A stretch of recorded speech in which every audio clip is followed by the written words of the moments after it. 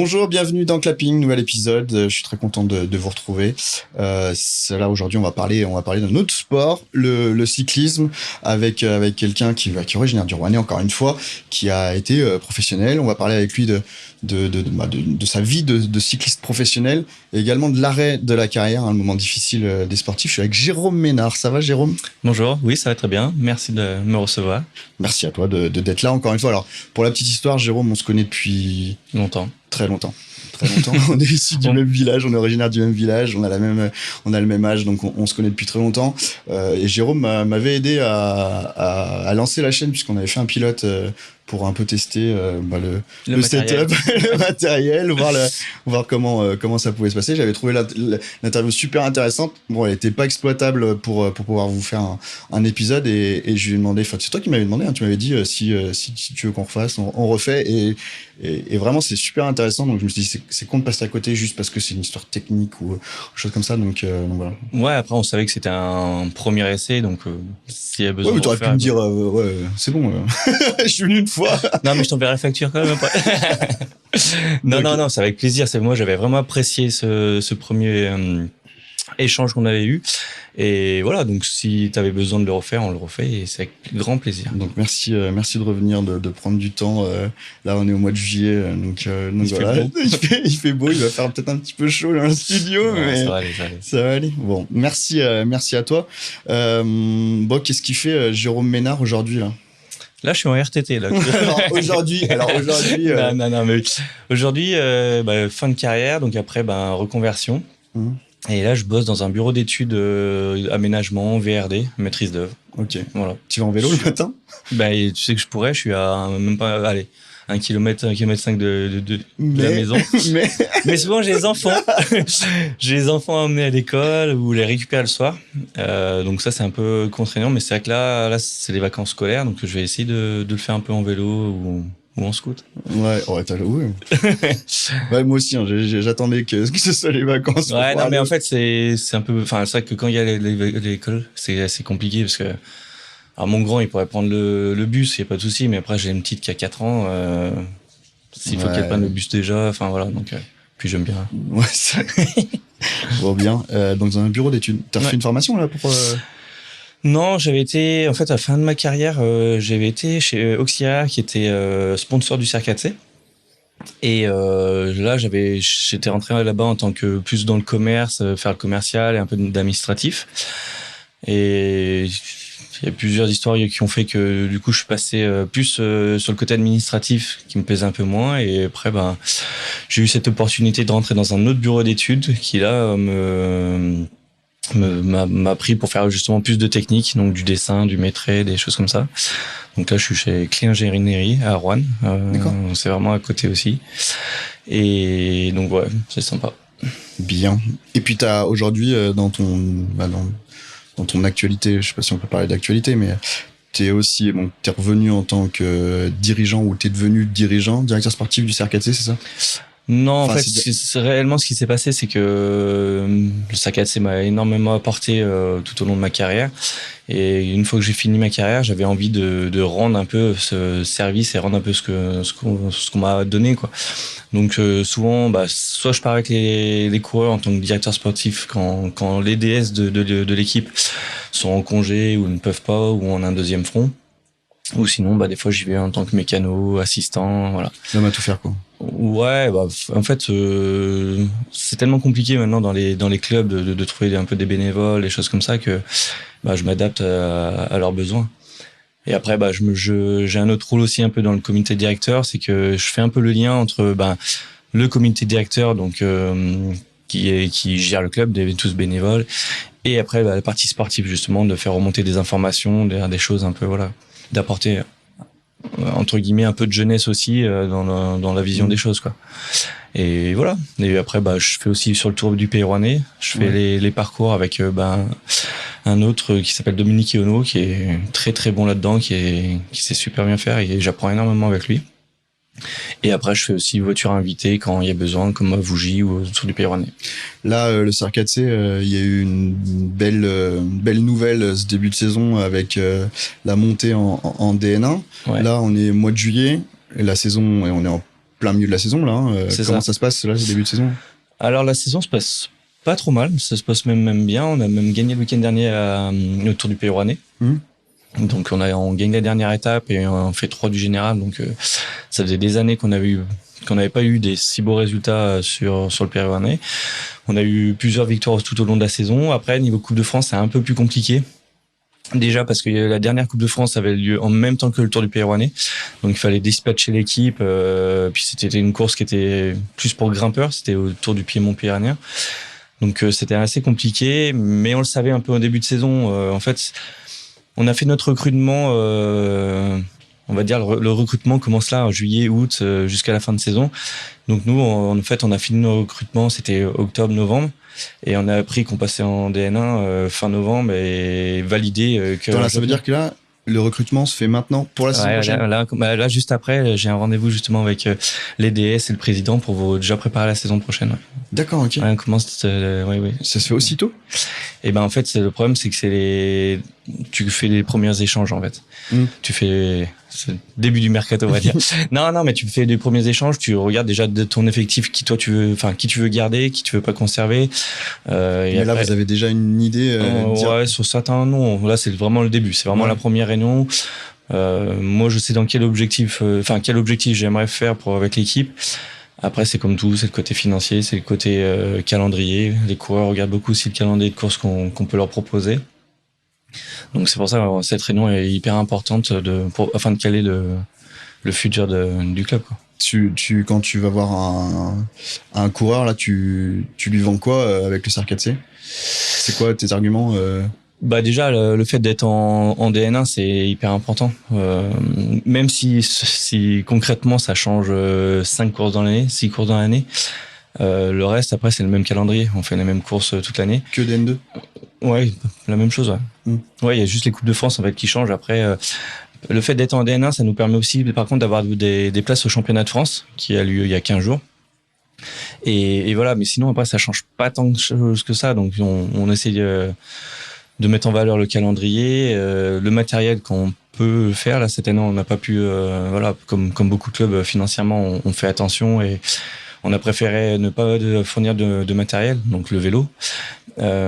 Déjà, parce que beaucoup de coureurs préfèrent courir avec leur vélo personnel. Donc, en fait, nous, on faisait des sacrifices, on leur donnait des vélos, mais en fait, ils ne s'en servaient pas. Donc, c'est, voilà. Non, mais c'est toujours compliqué parce qu'en fait, tu vas lui dire, bah non, on ne file pas de vélo cette année, il faut que tu progresses tout ça, on va le filer à quelqu'un d'autre et ce quelqu'un d'autre va prendre son vélo perso et va garder l'autre dans son garage ou sur le toit de la voiture, quoi.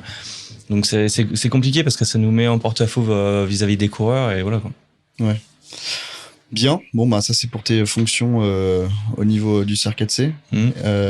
J'ai demandé à ChatGPT de faire une présentation de toi pour voir ce qui sortait. Ouais, tu vas me dire si c'est bon. Jérôme Ménard est un ancien coureur cycliste professionnel originaire de Roanne. Tu me coupes si c'était pas vraiment originaire de Roanne. C'est pas Roanne vraiment, mais bon, je suis né à Roanne, donc j'accepte. Formé au CER4C Roanne.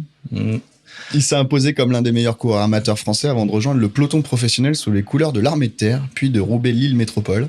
Reconnu pour sa régularité, son sens du collectif et sa ténacité, il a construit une carrière fondée sur le travail et la persévérance plutôt que sur la recherche de la lumière. Alors le ChatGPT fait des grandes phrases. Ils sont gentils, hein. Ouais, c'est ça. Ouais. Aujourd'hui, retiré de la compétition, Jérôme est revenu au CER4C Roanne, son club de cœur, où il met son expérience au service de l'encadrement et de la formation des jeunes coureurs. Et attends, la dernière phrase, attention, son parcours illustre la réalité du cyclisme de haut niveau, une passion exigeante faite de sacrifices, d'engagement et de transmission. Franchement, c'est bien fait. Est-ce que c'est représentatif de toi? De moi, oui, et surtout la dernière phrase est vraiment bien. Après, je pense que ça a pris dans plusieurs. C'est romancé. C'est romancé, puis ça a dû prendre dans certains articles et des choses comme ça, parce que des phrases comme ça, j'ai bien entendu, je pense. Enfin, c'est romancé, mais en tout cas, je pense que c'est ça. Pour te connaître un peu, on n'est pas loin de la vérité quand même. Pas loin de la vérité. Après, bon, voilà, j'ai commencé vraiment le vélo à Charlieu, avec la famille Gay. T'es originaire de Chandon, on est tous les deux originaires du village de Chandon. T'as commencé à Charlieu. Ouais. Ah oui, effectivement, avec mon frère. Ah, je laissais croire les gens que tu faisais du vélo comme toi. Non. Pour ceux qui me connaissent, moi, c'était plus ça, tu vois. C'était plus le foot que le vélo. Mais si, je faisais quelques entraînements avec vous de temps en temps. Ouais. Mais ouais, t'as commencé à Charlieu. Charlieu, oui, j'ai fait club cycliste de Charlieu, qui est après devenu entente cycliste de Charlieu. Après, je suis parti à Cours-la-Ville 2 ans, donc junior 2, espoir 1, et après, je suis arrivé au SAC4C en 2006. Ouais, 2006. Juste déjà, ton environnement familial, t'es fils unique. Oui. Ton père faisait du vélo aussi. Oui. C'est ça. C'est lui qui t'a initié. T'as toujours fait du vélo ou t'as fait d'autres sports? Non, j'ai fait plusieurs sports. J'ai fait plusieurs sports. En fait, j'ai eu une famille qui est sportive. Hein. Ma maman faisait du basket, mon papa du vélo, voilà. Et en fait, ils m'ont toujours dit, bah, tu vas faire du sport. Enfin, voilà, ils savaient que j'aimais ça. Par contre, on prend la licence, tu fais toute l'année. Après, tu peux changer, il n'y a pas de souci. Voilà. Et en fait, j'ai fait de l'équitation, j'ai essayé le tennis, mais c'était pas pour moi. J'étais pas droit, on va dire. C'est vrai que ça aide pas du coup. Non, ça aide pas trop. Non. Et puis c'est quand j'ai arrêté une période, je faisais basket et équitation et ça me faisait quand même beaucoup au niveau des entraînements. Ouais, tu t'es dit, je vais faire un sport où il y aura encore plus d'entraînement. Voilà, c'est ça. Ouais, j'avais peur de m'ennuyer. Non, mais après on a décidé voilà que j'allais peut-être arrêter le basket. Et en fin de compte, un soir, je dis ouais d'accord, j'arrête le basket. Par contre, je veux faire autre chose. Je veux faire du vélo. Donc mon père grand sourire, ma mère dépitée parce qu'en gros ça faisait 20 ans qu'elle était sur les courses de vélo, tout le temps suivre mon père, nous emmener, voilà, et voilà, et j'ai commencé le vélo à Charlieu. T'avais quel âge là quand t'as commencé? 11 ans, je crois que c'est en 97. Tu te rappelles de ta première course? Oui, j'étais nul. Non, j'avais couru à Charlieu, la course du club, il me semble que c'était la première.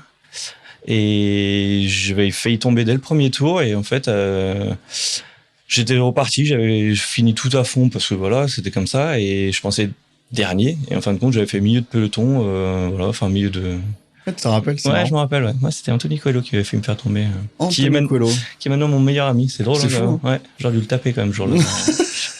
Non, mais voilà, non, c'était sympa. Enfin, en plus, on avait vraiment un bon groupe de copains. Voilà, moi franchement, j'étais nul. Hein. Enfin, je vais dire la vérité, j'étais nul. Dès qu'il y avait une bosse, je lâchais le groupe avant le pied de la bosse. Voilà, c'était vraiment pour être avec les copains. Et les bosses, en plus, alors quand on connaît après tes qualités, c'était parce que toi t'étais plus, enfin. Ouais, j'étais polyvalent, mais j'étais plutôt grimpeur que sprinter. Ouais, ça c'est sûr. Ouais. Quand tu fais 63 kilos, tu fais pas trop de sprint. Non, puis moi j'aimais pas ça frotter, c'était dangereux, j'aimais pas. Mais non, ouais, c'est vrai que c'était drôle, hein, parce que à l'époque, je sais pas si tu te rappelles, c'était le papa Florian Guillet qui nous entraînait. Oui. Et un jour, il m'avait dit que je croise souvent à la chorale. Ouais, bah oui, bien sûr. Ouais, t'es passionné de sport aussi. Et c'est lui qui m'entraînait et quand je m'ai commencé, il me poussait dans toutes les bosses et voilà. Et après, une fois, il est venu me voir sur une course, il dit, putain, je t'ai poussé pendant des années, et puis maintenant, tu finis meilleur grimpeur. Donc, il me dit, non, voilà, c'était sympa, mais c'était la petite anecdote, et c'était drôle. T'aimais pas, c'était le fait d'être en bas et de dire, c'était dépité avant. Ouais, en fait, si tu veux, par rapport aux autres, j'avais commencé plus tard, et ils avaient plus d'entraînement que moi, et en fait, c'était le fait d'être tout le temps lâché, voilà, ouais. Ça m'énervait. Donc, des fois, en fait, je lâchais avant pour pas subir ça, en fait. Ah oui, c'était vraiment mental. Ah ouais, non, mais c'est sûr. Hein. C'est sûr. Puis vous aviez enfin, moi, je me rappelle de ces années Charlieu, puisque pareil, je vous accompagnais sur les courses avec mon frère. C'était, vous aviez vraiment, vous, la génération, là, 85, 86, vous aviez vraiment une belle équipe, là. Enfin, ouais, on avait des catégories jeunes. On avait Alexandre Olas, qui après est parti à Chambéry, est passé pro à l'équipe italienne à Style, ouais. Et qui avait été stagiaire pro chez AG2R, hein, qui est franchement, enfin, pour moi c'est un gâchis parce que je pense que c'est un genre de mec qui chez les pros a fait une super carrière, pas forcément leader, mais déjà en équipier, je pense qu'il a fait un super truc. Après on avait Christophe Giroud qui avait une force. Exact. Ouais. Ah ouais, je me rappelais plus de Christophe. Ouais, non, mais c'était une force de la nature, et voilà. Et après, ouais, il y avait Anthony, il y avait moi, vraiment, enfin, de 86. Après, il y avait Kevin Delphin qui était plus jeune. Enfin, il doit avoir 87, il doit être. Émeric, Cyril, les deux frères. Voilà. Et deux frères et des forges. Ouais, on avait un bon petit groupe. Ouais, Ouais, et puis non, c'était une belle époque. Et c'est vrai qu'Alex Aulas, t'allais sur une course Bah déjà, il avait un gabarit. ouais, qui était plus grand déjà. Ouais, je pense qu'il est pas plus grand maintenant que. Ouais, c'est possible. Non, mais c'est ça. Enfin, franchement, et puis il avait ouais, c'était un coursier. Ouais. Donc ces années Charlieu, ça t'apprend la course. Déjà, tu roules beaucoup peut-être à ce moment-là. Non, même pas spécialement. Non, franchement, je roule pas tant que ça. En junior, la première année junior, je m'y étais mis un peu plus, on va dire, parce que mon père me l'avait dit. Il m'a dit de toute façon, là, tu veux passer à un autre niveau, tu veux faire des courses un peu nationales, va falloir t'entraîner. Donc j'avais commencé un peu plus m'entraîner. À la base, c'est que toi tu voulais rouler plus haut, ou c'est que t'arrivais chez les juniors et t'avais pas le choix que de rouler plus haut? En fait, parce qu'en fait il y avait de moins en moins de licenciés, non, junior non plus, tu montes, non? Ouais, c'est surtout qu'en fait quand t'es jusqu'à cadet, en fait tu cours qu'avec des enfants. Donc des gens de ton âge. Après tu passes junior, tu peux aller courir sur les courses qu'on appelait régionales à l'époque. Donc je pouvais courir avec mon père, je pouvais courir avec des adultes. Et donc là on n'avait pas le choix, il fallait commencer à s'entraîner. Plus après on avait la chance avec le comité de la Loire d'aller faire des nationales juniors. Donc là où c'est des coupes de France, on va dire, tous les week-ends avec des coureurs qui viennent de Bretagne, du Sud. Enfin, à l'époque, on a couru avec des Rémi De Gregorio, Maxime Bouet, enfin, des mecs qui ont fait des belles carrières chez les pros. Donc voilà, on n'avait pas trop le choix en junior 1 Là, junior 1, t'es à Cours, là? Non, t'es toujours à Charlieu? Je suis à Charlieu, ouais, toujours à Charlieu, avec toujours la même équipe, hein. Et on faisait après des sélections avec le comité de la Loire, voilà. D'accord. Mais c'est après en junior 2 où là, je suis parti à Cours. Et là, après, vraiment, j'ai fait pas tous les week-ends, mais quasiment des nationales juniors. On courait énormément partout en France. Et en fait, c'est ça qui m'a donné vraiment envie de faire on va dire du haut niveau. C'est en fait le fait de se déplacer tout le temps à droite, à gauche sur les courses et de voir du paysage, quoi, en fait. Ouais. Ça, c'est comment c'est vrai que tous les cyclistes, vous avez ce truc-là d'évasion, en fait. C'est ça. C'est d'ailleurs juste un truc à aparté. Comment vous faites, les cyclistes? Mais c'est à peu près pareil pour les trailers. Quand vous faites des sorties de, je sais pas, 3, 4, 5 heures, ouais. Tout seul, face à soi-même, comment vous faites? Moi, je serais incapable de... Je pense que c'est... Alors, incapable, parce que c'est pas ton milieu, c'est pas ton sport. Tu sais que, en fait, si tu sais que c'est ton métier, que tu as besoin de faire ça pour progresser, tu le feras. Je pense que tu fais des sacrifices pour ton boulot, que peu le comprennent ou se disent, putain, c'est un fou. Là, enfin, on va dire, t'as pas trop le choix, parce que voilà, tu dois t'entraîner, tu dois continuer de t'améliorer. Et puis après, c'est la passion, en fait. Moi, la passion, je partais, je pouvais faire toute une semaine en passant jamais sur la même route, tout autour de chez moi, quoi. Mais parce que j'adore, enfin voilà, des fois tu t'arrêtes. Mais tu te retrouves avec toi-même quand t'es tout seul. Enfin voilà, que t'avances comme ça, tu penses à quoi sur le vélo? Enfin, je sais pas. C'est rien. Tu penses à tout, tu réfléchis à plein de choses. Enfin, tu fais ton débriefing de la course d'avant, tu réfléchis à la course que tu vas faire après, tu réfléchis à ton entraînement, les séances. Après voilà, il y a aussi pendant ta sortie, t'as des séances à faire d'exercices. Là, tu réfléchis à rien. Je veux dire, tu sais que faut que tu te mettes la misère pendant 5-6 minutes, tu te la mets, et puis voilà. Et ça, tu le répètes ça 5-6 fois, et voilà, déjà une bonne partie de l'entraînement est passée. Non, mais après voilà, c'est le quotidien, et enfin. Ça me fascine, ça. Moi, regarde, je suis parti du principe que j'ai eu la chance de faire un métier passion. Et j'ai fait des 6 heures, oui, mais des 6 heures où tu vois du paysage, tu vois des arbres, tu t'entends les oiseaux, tu vois des biches traverser la route devant toi, et tu dis, il y a des gens, et pendant 6 heures, eux, ils sont derrière leur machine, travailler à l'usine. Et là, tu dis, t'as pas le droit de te plaindre. T'as pas le droit de te plaindre. Non, c'est clair. Quand tu veux t'arrêter pour un problème technique, tu t'arrêtes où tu veux. Quand tu veux, tu dis, oh non, aujourd'hui, je devais partir à 9 heures. Le ciel est un peu gris, je vais attendre 10 heures. Personne va te dire, bah non, tu pars à 9 heures. Tu vois, t'as une certaine liberté aussi dans ton approche de l'entraînement et tout, et ça, c'est le bonheur. Enfin. Mais et là, justement, en jeune, donc jusqu'à junior, t'as gagné avant d'être junior, ou en junior? J'ai gagné, je crois, ma première course, c'est en cadet, en Corse. En Corse? Ouais, on partait, bien sûr, partir en vacances, on emmenait le vélo, bien sûr, il n'y a pas le choix. Et au grand plaisir de ta mère, c'est ça? Ouais, elle était trop contente, ouais. Et en fait, il y avait une course là-bas et j'avais gagné dans le village là-bas, ouais. Ah, marrant. Ouais, c'était en cadet, tu dis? Ouais, cadet 2, il me semble. Junior, quand tu pars de Charlieu, que tu vas à cours, c'est là où tu te dis bon ben peut-être peut-être que j'envisage d'en faire un métier ou c'est plus tard. À quel moment, quand t'es jeune, tu te dis putain, c'est ça que je veux faire, quoi? Je pense que c'est vraiment à partir de Junior 2 où j'ai commencé à faire des résultats, et Junior 2 Espoir 1, en fait, c'est vraiment à court où je me suis dit ouais, pourquoi pas tenter quelque chose, quoi.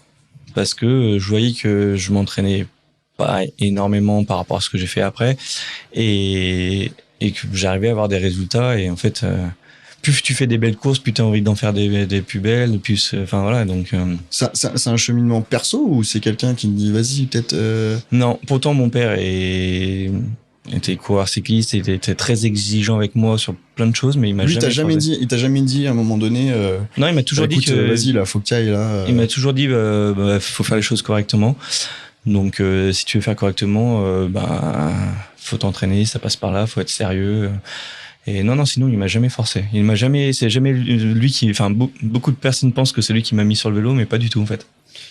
Donc là, t'es après au-delà de l'aspect, c'est lui qui te met sur le vélo, mais il pourrait juste être un déclencheur et te dire je sais pas, moi je connais, j'ai roulé, je vois ce que tu es capable de faire, tu peux le faire, quoi. Je pense qu'indirectement il l'a vu un peu, je pense indirectement, mais sans vraiment me le dire. Il était exigeant, hein, par contre avec moi, des fois je faisais, je sais pas, je veux dire n'importe quoi, je faisais 10e sur une course, pour lui c'était jamais assez, quoi. Donc il me dit mais pourquoi t'as fait ça, et vu qu'il connaissait le sport, il voyait les erreurs que je faisais. Mais ça a duré pendant toute ma carrière, même à la fin où j'allais courir des courses qu'on appelle les classes 2, où j'allais faire, franchement, j'allais faire 8 ou 10 sur une classe 2, donc c'est un gros résultat. Une fois, j'avais fait 11 ou 12e sur une classe 2, et un gros résultat, hein, j'étais content et tout, et il vient me voir, il me fait, ça compte pas, les résultats, ça est dans les 10 premiers. Et là, violence. Ouais, c'était violent, mais on s'est pris beaucoup la tête avec mon père.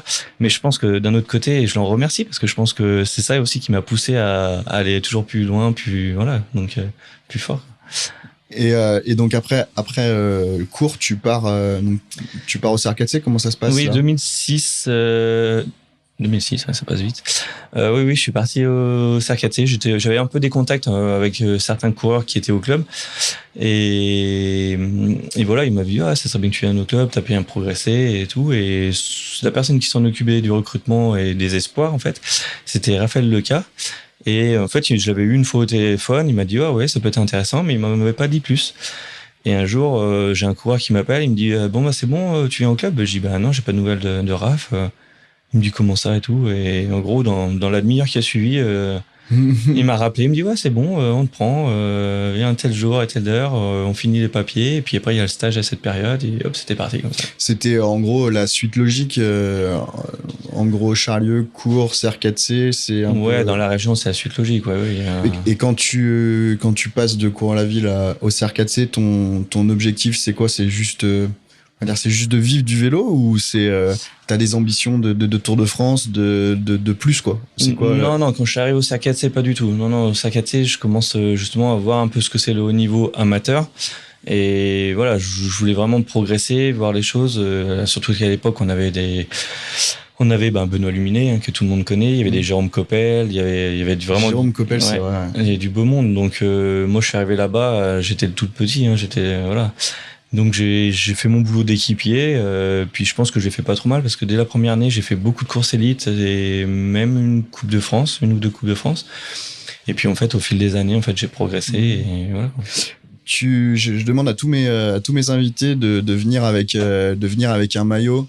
Ouais. Alors c'est ce que je dis à chaque fois, hein, je demande un maillot, soit un maillot que vous avez porté les sportifs, ou pas d'ailleurs, d'un autre sport même aussi. Je dis, si vous êtes fan, si quand vous étiez jeune, vous étiez fan de, je sais pas, de Saint-Etienne, de Zlatan, peut-être, peu importe, mais en tout cas de quelqu'un d'un maillot qui t'a marqué et sur lequel on pouvait discuter. Toi, tu m'as apporté. Moi, j'ai amené le maillot du CRKC. Voilà. Donc celui-ci, je l'ai pas porté en course. Attends, je vais prendre. On va dire que je l'ai porté. Tu le prends en combien ? Ouais. Je l'ai porté vraiment. On va dire que j'ai un peu forci, donc j'ai pris une taille. Tu veux dire que tu rentres plus dedans, celui-là ? Celui-ci, justement. Je le trouve. C'est bien, ils sont bien élastiques maintenant. Non, voilà, c'est le maillot de mon club parce que voilà, c'est le club que j'ai passé le plus de temps, on va dire, puis qui m'a tellement apporté. C'est grâce au Sarkazé que je suis passé quand même pro et voilà quoi. Donc les couleurs iconiques jaune et bleu. Ouais, ça fait des années que c'est comme ça. Après, il y avait des maillots qui étaient, au club, on a vraiment un endroit où ils ont mis tous les maillots qu'il y a eu. Il y a même eu des maillots où ils étaient rose, violet un peu et tout, et plein de couleurs. Et je trouve que c'est resté jaune et bleu, quoi. Le CR4C, c'est une entité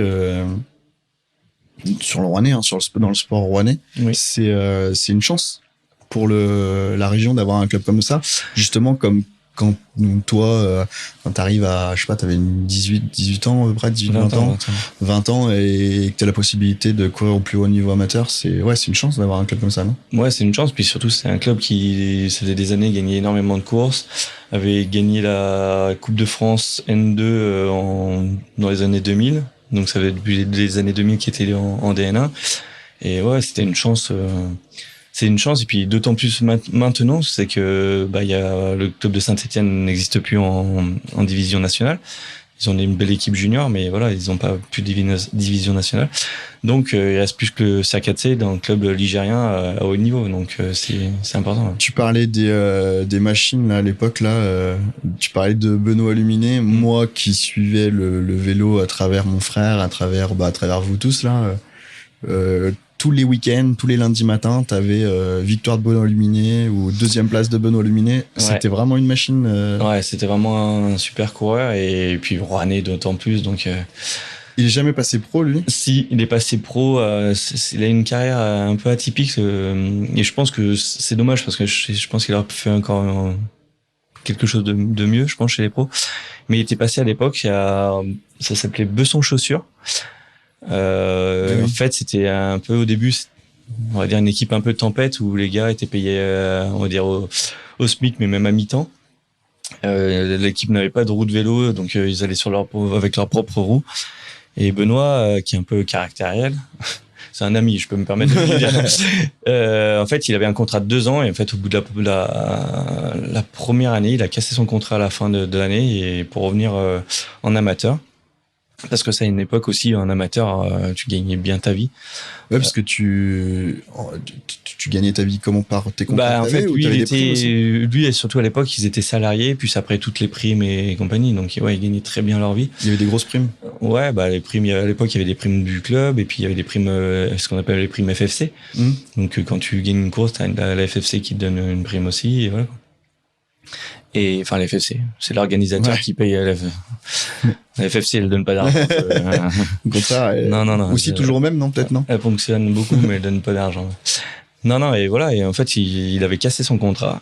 Et à l'époque, il avait été remplacé par un coureur qui s'appelait Médéric Lin, qui avait fait une carrière de 10 à 15 ans chez les pros après, qui a marché sur le Tour de France, et voilà. Donc, donc c'est peut-être, c'est une question de timing. Ouais, c'est le timing. Je pense que, surtout que l'année d'après, une fois qu'il avait cassé son contrat, l'année d'après, l'équipe avait eu un autre sponsor, et ça s'est développé, il y avait plein de choses, et voilà, quoi. Ouais, il avait pas été assez patient. Non, pas trop. Et toi, qu'est-ce qui t'apprend? Qu'est-ce que ces gars-là, les Jérôme Coppel, Jérôme Coppel, quand il est là. Jérôme Coppel, il a mon âge, Jérôme, donc, il m'apprend aussi, parce que, déjà, c'était un champion, hein. Il avait multi-titres de champion de France. C'est des gars qui étaient très forts, donc, la science de la course, il l'avait un petit peu, mais ça n'aime pas tant besoin que ça. J'ai plus appris sur la science de la course avec des Benoît, des Guillaume Lejeune, et voilà, des coureurs anciens. Enfin, anciens. Oui, mais par rapport à toi, quand t'arrives, moi, jeune. Qui m'ont appris la course, ça va, la vision des choses, quoi, des adversaires, le placement.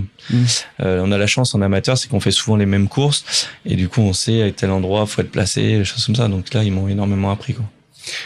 Est-ce que là, cette période-là de CR4C, là, tu gagnes des courses ou pas encore, ou ça vient un petit peu plus tard? Ça vient, je crois que j'ai commencé à gagner ma première course en 2009, il me semble. Ma première élite. Après, j'avais gagné courses, mais ma première élite, c'est en 2009. Et c'est vraiment l'année où, en fait, ça m'a ça m'a libéré en fait. Parce qu'après, toutes les années d'après, je gagnais minimum une course, voire plus. Donc ouais, ça m'a vraiment dit. Et jusque-là, du moment que tu passes au CR4C, tu fais que du vélo. Tu bosses pas à côté. Non. Quand je suis pas arrivé au CR4C, j'étais toujours étudiant. J'ai fait mon BTS que j'ai terminé de quoi dans le commerce. MUC ça s'appelait, Management des unités commerciales. Qui m'a pas trop servi. Ouais, je sais pas, si tu veux prendre un magasin là. Non mais voilà, ça peut servir pour ça. Mais attends, tu t'en rappelles pas? De quoi? De tes cours? Non, un petit peu. Non, si, tu t'en souviens toujours un peu quand t'as le côté relationnel, les choses comme ça, c'est un truc que tu te souviens toujours un peu, mais tout ce qui est compta, faut être réaliste, au bout d'un moment. Non, puis voilà, et là, du coup, tu peux couper. Bah non, tu bossais, t'as fait. Non, ouais, j'étais étudiant, et j'ai dû passer mon BTS en 2007.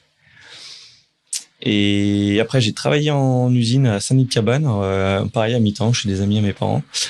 Donc c'est pour ça que tout à l'heure je parlais du travail en usine. Je sais ce que c'est de voir des gens qui commençaient le matin à 5h, qui faisaient tous les jours la même pièce. Enfin, il faut des gens comme ça. Attention, hein, je critique pas du tout, hein, mais c'est pas ce que je voulais. Et voilà, donc.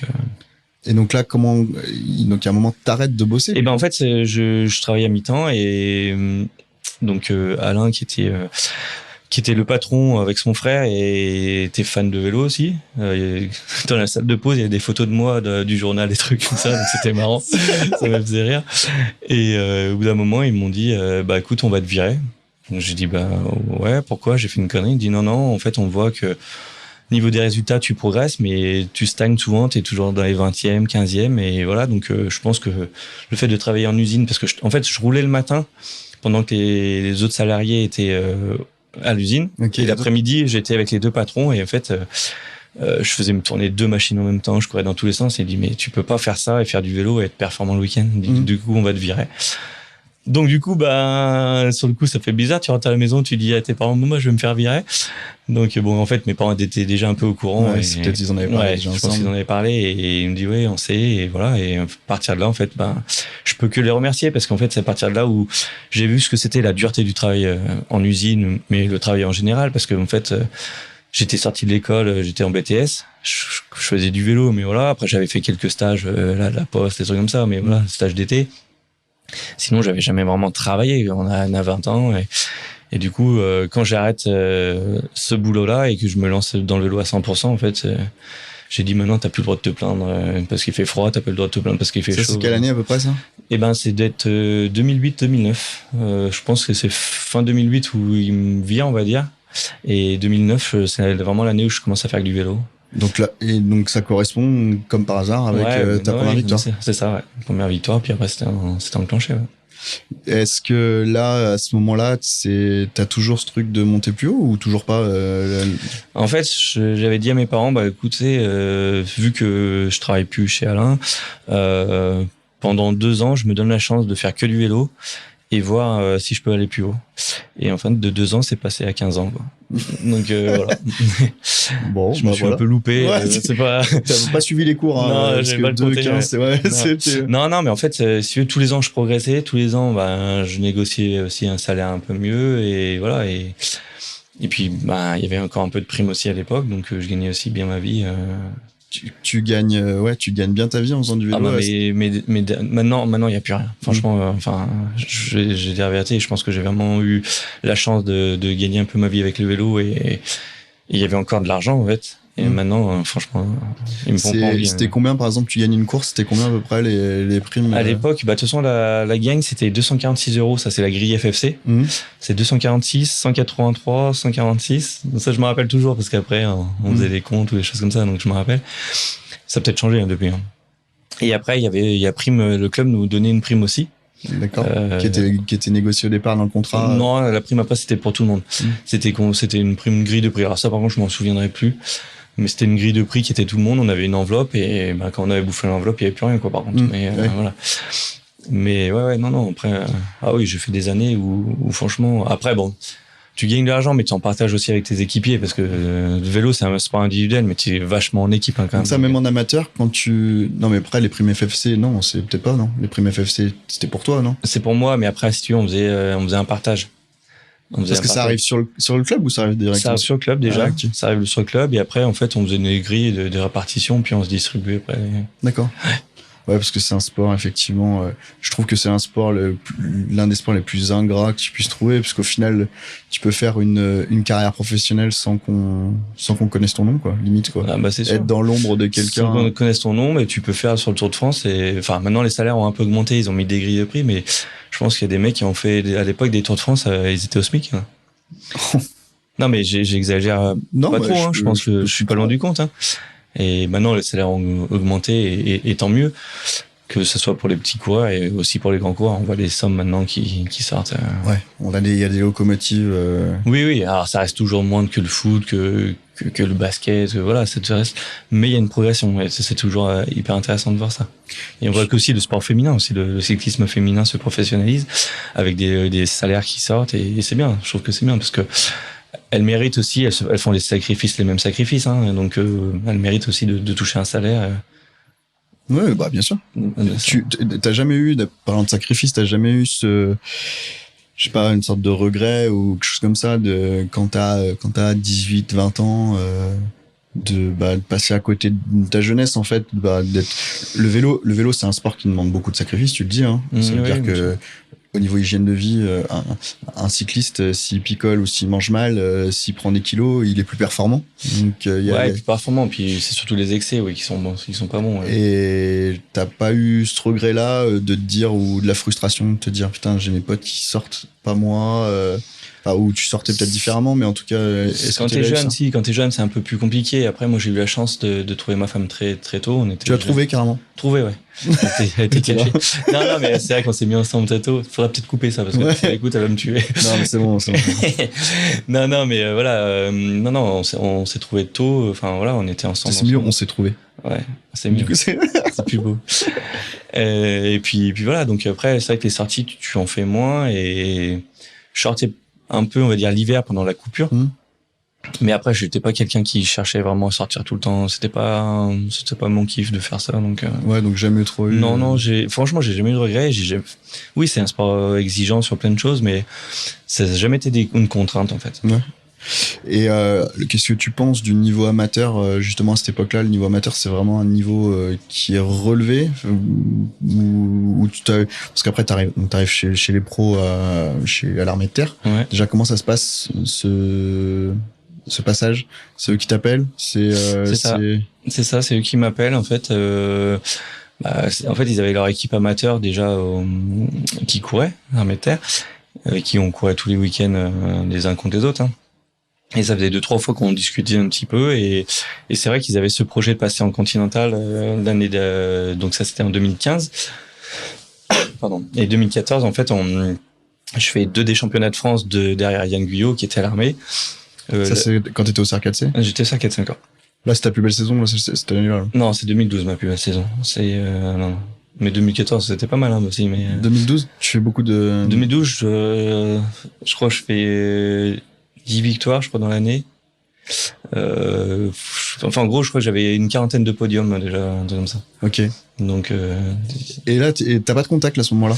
Non, c'est un peu le truc un peu compliqué, c'est que, en fait, déjà 2010-2011, je commençais à avoir des bons résultats. Donc, je commençais à essayer de prendre des contacts avec G2R, des équipes. Et les mecs me disent, c'est bien, mais ils demandent quand même des résultats. Et puis, c'était l'époque aussi où toutes les équipes cherchaient des coureurs avec des points UCI. Okay. Il y avait un classement, en fait, plus t'avais de points UCI, plus t'étais mieux classé. Et ça te permettait de rester dans le World Tour, des choses comme ça. Et ils cherchaient que des coureurs qui avaient des points UCI. Mais pour les avoir, tu peux pas les avoir si tu fais pas de course. Ouais, mais en fait, si tu veux, c'est des années où en fait, ils faisaient quasiment pas passer de néo-pro, en fait. D'accord. Ils en faisaient passer un comme ça parce qu'en fait, ils avaient en gros une entente avec Chambéry, mais sinon, ils en faisaient pas passer tant que ça. Et par contre, ils prenaient des Russes, des coureurs comme ça qui avaient des points UCI voilà. Alors que maintenant, j'ai l'impression que ça a complètement changé. Ça a changé. Maintenant, ils misent beaucoup plus sur la jeunesse et toutes les équipes, hein. Ils misent sur la jeunesse. Et maintenant, t'as l'impression que si t'as passé 20 ans, c'est fini. T'es vieux. Non, t'es pas vieux, mais c'est vrai que c'est compliqué. Les coureurs ont maintenant une maturité de fou. Enfin, quand on voit un Sexas qui a 19 ans, ce qu'il fait sur le tour, mais on parle de Sexas, mais il y en a plein d'autres, quoi. Enfin, il y a Jordan Labrosse, quand on regarde la saison qu'il fait. On parlait des coureurs qui travaillent un peu dans l'inconnu. Je pense que tu demandes à un Breton qui est Jordan Labrosse, il le connaît pas forcément. Ouais. Mais par contre, il fait un boulot de fou. Et voilà. Maintenant, je pense que là, maintenant, avec son début de saison, là, enfin, même la saison dernière. Mais, enfin, c'est un coureur, tu vois, j'aimerais bien qu'il y ait une belle course, pour que ça valorise un peu tout le travail qu'il fait, parce que, franchement, il a 23 ans.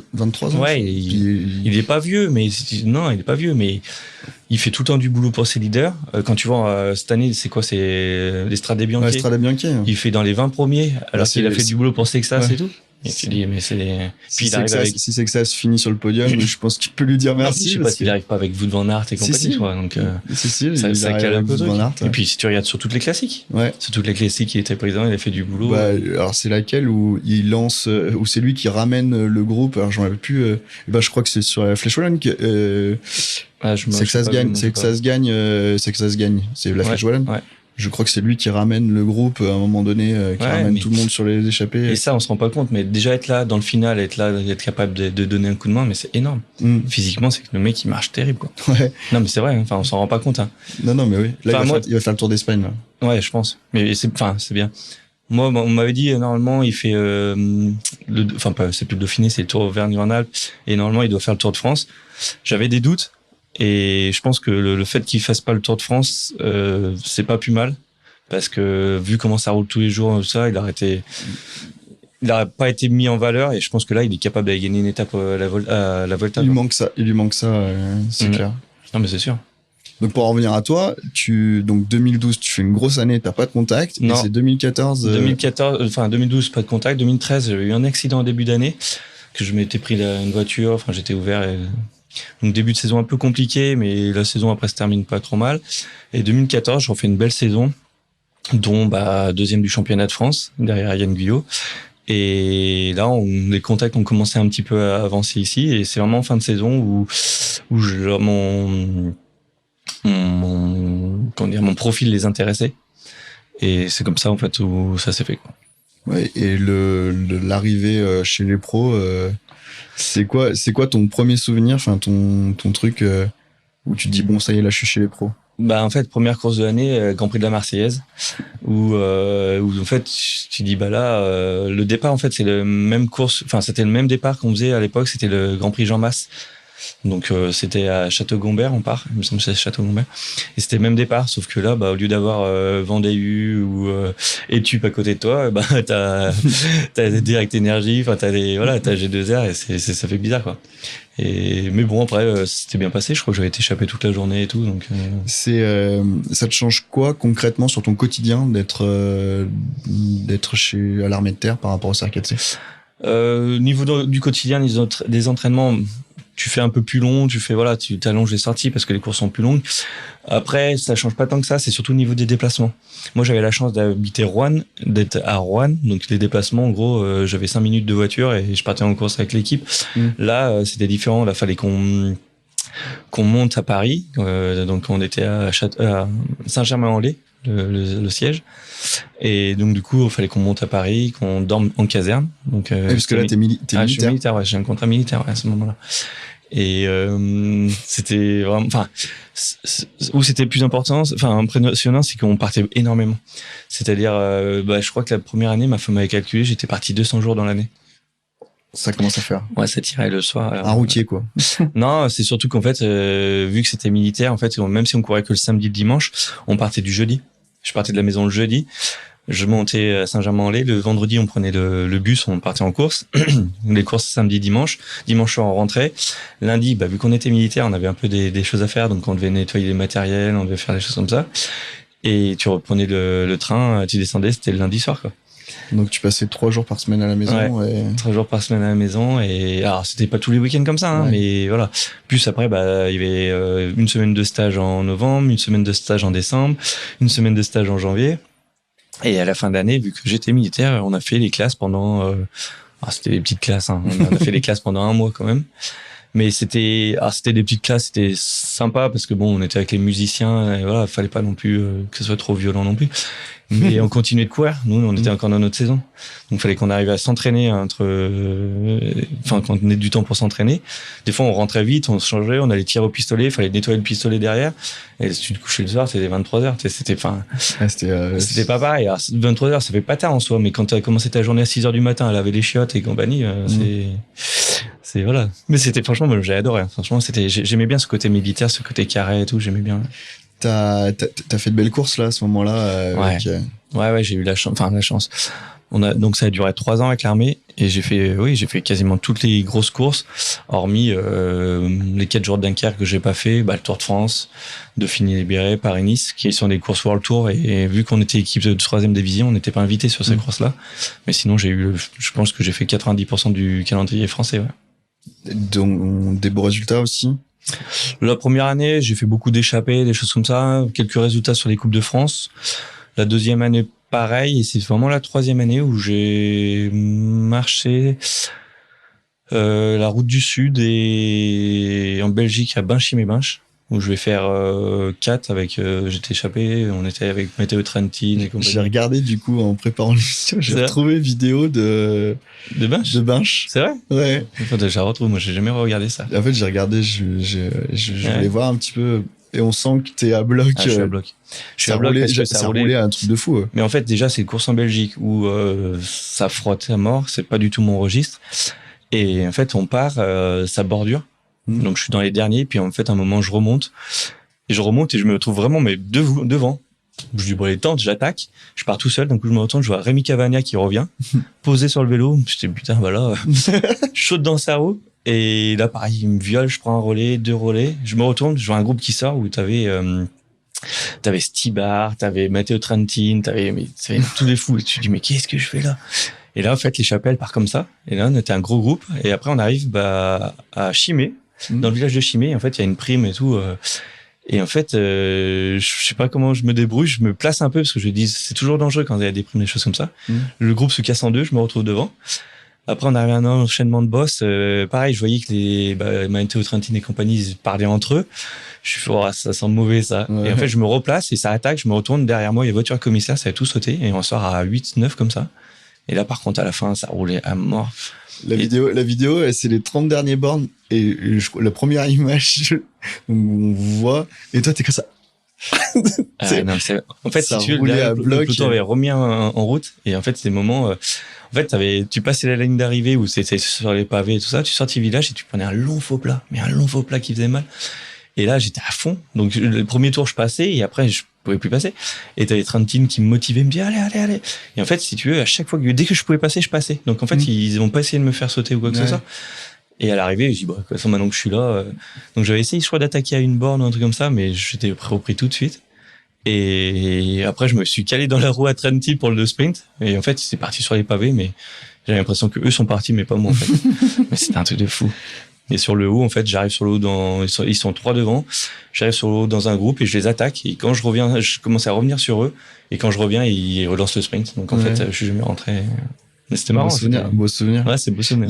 Il y a un coureur qui tu t'es dit, je suis dans le haut du niveau, le haut du panier.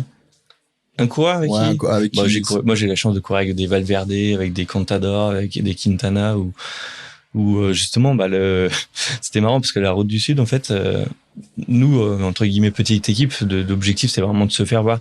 Donc ça commence dès le début de l'étape. C'est-à-dire, moi, j'étais toujours première ligne. Il me disait, va te mettre première ligne, comme ça, t'es en photo à côté des mecs. Donc en fait, j'arrivais et t'avais Contador qui te disait bonjour et tout. C'était trop. Et en fait, sur les 4 jours de course, je pense que Jérôme. 3 jours de course, je suis première ligne avec eux, en fait. Et c'est marrant, mais ouais. Mais ouais, c'est un autre niveau. Enfin, même si, tu vois, tu progresses, tu fais des choses, c'est un autre niveau. Hein. Là, tu sens que tu as atteint ton plafond de verre ou tu as moyen encore de faire? Je pense que tu as toujours la possibilité de progresser, changer d'entraîneur, changer de choses. Enfin, tu as toujours possibilité, je pense. Mais tu sens que c'est des mecs qui ont vraiment une classe naturelle. Enfin, en plus, là, quand je te parle de la route du Sud, c'est, on va dire, un mois avant le Tour de France. Donc, les mecs sont déjà Bien très affûté. en forme, très affûtés. Et Valverde, un jour, en fait, on était dans le peloton, il y avait une échappée. Donc moi j'avais loupé l'échappée, donc tranquille. Et d'un coup je vois le peloton qui accélère dans une bosse, mais qui accélère, mais un truc de fou quoi. En haut on était à la mort tous, on était à rupture. Et en fait c'était Valverde qui faisait un effort de 5 minutes Juste parce qu'il était en prépa. Et il avait violé tout le peloton. Quoi. Ouais. Et là tu dis wow. Mais c'est un truc de fou. Le niveau pro et amateur, le gap il est monumental. Ouais, enfin oui, si t'as une différence, en fait, tout va plus vite. Si tu veux, t'as pas l'impression quand tu regardes la télé, tu dis ouais, c'est groupé tout ça, mais en fait, c'est groupé parce que t'as des mecs qui sont payés pour faire rouler groupé en fait. Et ça roule toujours plus vite, les descentes, ça va plus vite, c'est plus propre. En amateur, t'as toujours un mec qui vient te faire l'intérieur, machin. Chez les pros, tu fais pas ça. Enfin, tu fais ça une fois, la deuxième fois, t'es fini dans le fossé, quoi. Parce que les mecs, déjà, ça roule fort, et puis les mecs, ils te virent, quoi. Et c'est vraiment aussi l'approche des sprints, là, quand ça roule, c'est vraiment quelque chose. Tu sais, t'as vraiment une équipe qui emmène. Ouais. Une équipe ou deux équipes. Pareil, à la route du Sud, on a emmené le sprint une fois pour Stéphane Pouliès. On était 3 équipes côte à côte, donc ça avait à l'époque, c'était Sky ou Jay Ineos. Après, t'avais Movistar et tout, et t'avais nous. Et en fait, on roulait côte à côte, mais les mecs, ils bougent pas, ils sont posés sur le vélo, ça roule à 50 à l'heure. Et toi, tu te bats avec ton vélo, t'essaies de passer. Et en fait, de bout d'un moment, tu te fais virer, si tu veux, parce que t'es parce que t'es l'armée de terre, quoi. Voilà. Non, mais c'est ça.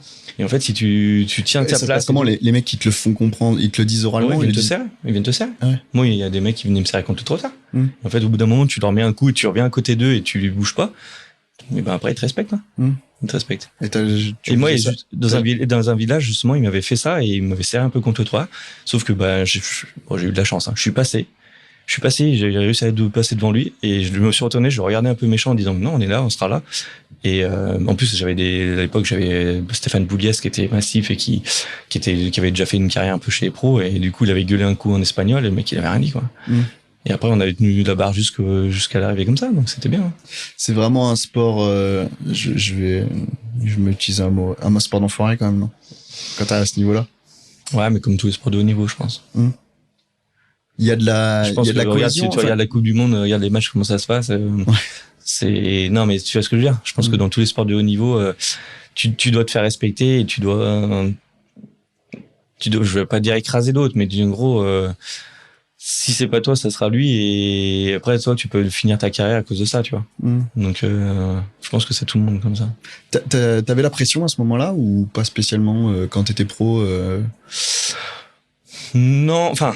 Oui et non, oui, bien sûr, on veut exister, on veut faire des résultats, on veut montrer qu'on est là.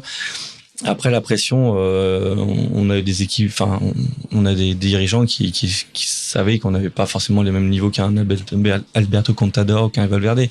Donc sur les étapes de montagne, ils savaient que c'était quand même compliqué. Après, on avait des mecs qui allaient vite au sprint, on arrivait à faire des belles choses aussi. Donc. Et par rapport même à ton entourage, tu te dis là il faut que je tourne ou... En fait, si tu veux, là où c'est compliqué, c'est que tu passes d'un amateur où tu fais partie des meilleurs amateurs français et tu passes chez les pros où tu fais plus de résultats, les gens ne le comprennent pas. Et t'as beau avoir la télé, tu peux faire 100 bandes de boulot comme un fou.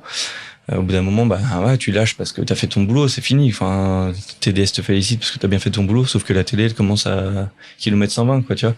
Donc les gens se disent, putain, en fait, on le voit jamais, mais voilà, ton boulot, tu le fais avant, ou même les échappées. Une année, je fais échapper au championnat de France, je fais toute la journée échappée, ça roulait terrible. Et ils ont pris le direct, ils ont vu 5 km où j'étais dans l'échappée, quoi, tu vois. Après, le reste. Et après, tu vois pas. Et ils te voient quand tu sautes parce que après, t'es filmé en queue de paquet et que voilà, tu vois. Parce que en plus cette année-là, je saute en même temps que Arnaud démarre, donc autant te dire qu'ils ont plus filmé démarre que moi, mais t'es toujours un peu sur le truc, quoi, tu vois. J'avais une question, j'étais parti sur un truc. Oui, c'est ça. Dans le professionnel, mais je pense même en amateur, vous avez chacun un rôle. C'est défini. C'est défini début de saison, c'est défini sur les courses. Non, c'est défini sur les courses. C'est que ce soit un amateur ou pro, tu fais des briefings en début de saison et tu vois en fonction du profil du coureur, le profil de la course, l'état de forme du coureur. Et puis voilà, tu Non, au départ de chaque course, tu fais ton briefing et tu donnes des rôles, quoi. T'as été leader sur des courses avec l'armée de terre. Ouais, bien sûr, ouais. C'était quoi ta particularité, toi Bah, vu que j'ai marché bien sur les courses à étapes et que j'étais un peu polyvalent, c'est souvent sur les courses à étapes, ouais, que je marchais. Après, sur les Coupes de France, sur certaines, ouais, où c'était un peu dur, c'est pas que leader, on était un peu co-leader avec d'autres et voilà, fallait tenter notre chance, comment ça se passait devant, mais voilà, quoi. Comment tu qualifierais là ton passage à l'armée de terre C'était vraiment un très bon moment ou c'était du sacrifice? C'était quoi? Les deux, parce que c'est des sacrifices, parce que je partais quand même souvent. La première année, vu que l'équipe a été validée hyper tard dans la saison, parce que c'était particulier, vu qu'on était militaire, on n'était pas vraiment pro au début. Enfin, c'était compliqué. On a été entre guillemets, la première année, on n'était pas considéré comme pro, mais par contre, on payait des licences pro. Tu vois, encore cadeau de la FFC, tu vois. Enfin, tu vois, et on n'était pas défrayé parce qu'on était considéré pas pro. Donc, c'était effrayé. En fait, si tu es sur certaines courses, l'organisateur donne des frais de déplacement à l'équipe pour venir sur la course, quoi. Mais là, vous, non. Et bah là, non. Par contre, tu payes ta licence pro, tu payes la licence, enfin. C'est peut-être pour ça, qu'il y a moins de clubs, maintenant en France. Non, mais il y a plein de choses comme ça, on se rend pas compte, hein. Mais après, voilà, c'était du sacrifice aussi, on parlait un peu des salaires, moi, je sortais des belles années amateurs où je gagnais quand même bien ma vie, tu signes un contrat militaire, moi, j'ai baissé un peu de train de vie, on va dire. Ouais. Donc voilà, mais après c'était un sacrifice que je voulais, enfin que j'ai pris et voilà, après tu regrettes pas. J'étais pas clochard non plus, hein, mais tu vois, vu que tu fais moins de résultats, t'as moins de primes, des choses comme ça, donc voilà. Mais c'était toute la partie variable qui te faisait ton salaire quelque part, enfin qui te faisait le plus. Ok. Et après, donc là, armée de terre, 3 ans qui se passent plutôt bien. Et pourquoi ça s'arrête du coup? Pourquoi ça s'arrête? Parce que changement de ministre, clairement. Le ministre, c'était Le Drian à l'époque, donc ministre de la Défense, et qui était fan de vélo, qui était président de la région Rhône-Alpes aussi. Pas Rhône-Alpes, Bretagne, pardon. Et voilà, il était fan de vélo et changement de ministre. Après, moi, de toute façon, j'avais signé 3 ans et après, c'était des contrats militaires, hein. Et après, il me proposait de re-signer 2 ans, mais il m'assurait pas d'être dans l'équipe pendant 2 ans. Donc, j'avais dit non. Donc, moi, déjà, en fait, en fin de saison, je savais que je continuais pas l'armée. Et voilà. Et en fait, ce qui s'est passé, c'est que j'arrête l'armée. C'est prévu que je revienne au CR4C. Et entre-temps, en fait, je suis contacté par Roubaix, qui cherche un coureur de mon profil. Et voilà. Et Roubaix, ça se passe 1 an, tu fais un... Ouais, je fais 1 an. Ça, c'est plus après le côté, on va dire, familial. Ça devenait un peu compliqué aussi. Ça faisait quand même presque 15 ans que je faisais que du vélo. J'étais quand même beaucoup absent avec l'armée. Roubaix, c'est pareil, c'est pas à côté. Plus loin. C'est un peu plus loin. Après, Roubaix, j'y suis allé qu'une seule fois à Roubaix, en fait. Hein. Ouais, si, je vous montre. Ouais, limite, c'est ça, ouais. Mais sinon, après, non, on allait sur les courses, on se déplaçait. Et en fait, là, au courant de l'année, c'était un peu tendu au niveau familial et à la maison. Et c'était une période où je marchais pas trop non plus. Et on a fait un peu un point avec l'équipe. Et il me dit, qu'est-ce que tu penses pour l'année prochaine et tout? Je dis, écoute, pour l'instant, je sais pas trop. Je leur explique voilà un peu les soucis que j'ai à la maison, voilà, mais j'ai de toute façon si je veux re-signer, je ferai la saison complète, y a pas de souci. Là je réfléchis. Et si tu veux, en septembre, et on refait le point, ils me disent écoute, ton discours nous a fait un peu peur. On a déjà eu des coureurs qui m'ont dit ouais c'est bon je re-signe, puis en fait en janvier arrêt maladie, on les a jamais revus, quoi. Ouais. Du moment qu'ils ont leur contrat signé, voilà. J'ai dit je comprends votre choix. Après, moi, de toute façon, si je signais avec vous, j'aurais fait la saison complète. Y a pas de souci. Mais je comprends. C'est vrai que mon discours était franc. J'ai joué franc jeu avec eux. C'est vrai que j'aurais pu mentir et voilà. Et du coup, c'est comme ça, en fait, où ça s'est arrêté comme ça. Et je pense que j'aurais pu faire au moins 1 an de plus, voire 2, quoi. Ouais, sinon, chez les pros. Là, c'est-à-dire qu'à ce moment-là, tu fais le deuil de ta carrière pro, quoi. Oui. C'est compliqué? En fait, si tu veux, j'avais fait, la dernière année avec l'armée, la dernière course, qui était, je sais plus comment ça s'appelait, j'ai fini, en fait, avec les larmes aux yeux, parce que je me dis, ça y est, c'est fini. Et l'année d'après, je re-signais à Roubaix, donc du coup, c'était plus fini. Ouais. Et du coup, j'ai moins eu ce côté, oui, t'avais l'impression que c'était une prolongation, quelque part, qu'on t'autorisait une prolongation. Donc du coup, ça me l'a fait moins fait. Et puis après, dans ma tête, j'étais un peu plus, je savais que je redescendais un amateur et que j'allais préparer ma reconversion, que j'allais faire plein de choses. Donc ça faisait pas pareil. Comment arrive ce cheminement? Parce que là, donc là, tu fais Roubaix, tu reviens quand même au CRKC. Ouais, 2019, je refais tout 2019 avec le club. Tu fais qu'une saison. Ouais. Donc là, c'est pareil pour terminer. Tu te dis c'est la dernière saison. Tu sais que ça va être ta dernière saison? Ouais, oui. J'ai eu un petit carton à la maison, donc je savais que c'était la dernière saison. Mais après, entre guillemets, la chance que j'ai eue, c'est qu'il y a eu le Covid après. Ouais. Donc du coup, moi, ça a aidé ma fin de carrière en me disant. Ouais, tout le monde était à l'arrêt, donc voilà, tu perds rien. Je perdais rien. Puis j'avais tout de suite trouvé du boulot. J'étais chez Auxerre tout de suite. Donc, en fait, si tu veux, l'arrêt de carrière s'est fait ça a été une suite logique, en fait. J'ai fini, j'avais commencé à faire ma reconversion en 2019 en faisant un bilan de compétences, en faisant des choses comme ça.